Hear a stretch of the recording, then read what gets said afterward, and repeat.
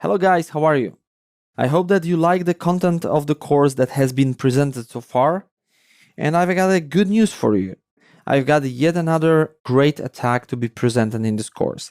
From XSS to remote code execution.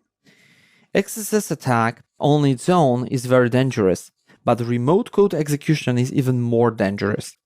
Remote code execution is actually the most dangerous attack because it allows the attacker to do whatever the attacker wants without any limitations, which is really great and really powerful.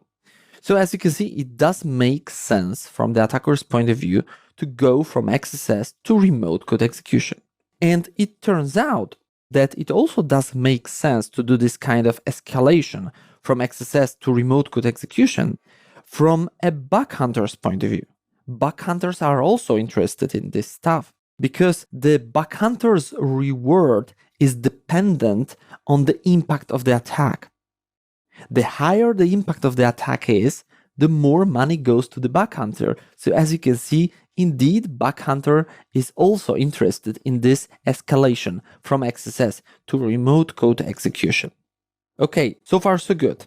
Now let's discuss how to do it. So it sounds really cool, but we need to do it.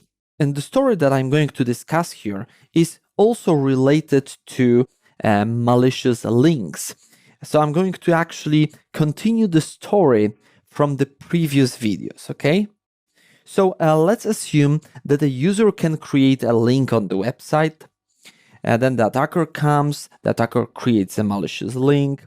You already learned about VB-script, which is supported in Internet Explorer, and you learned how to create a malicious link that starts with VB-script. This is what you already learned. But now I'm gonna focus on XSS payload.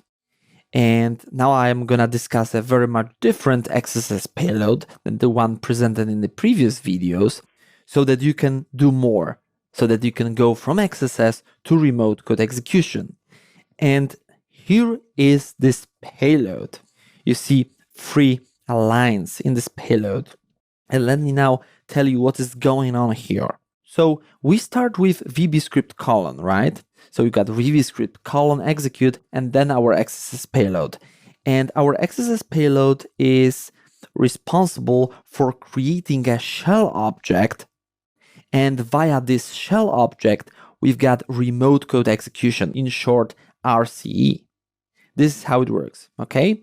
So once again, we start with VB-script colon, then we've got our XSS payload, and in our XSS payload, you can see that we create a shell object, and via this shell object, we do remote code execution, and inside of this XSS payload, you can see calc, which is calculator on Windows machine.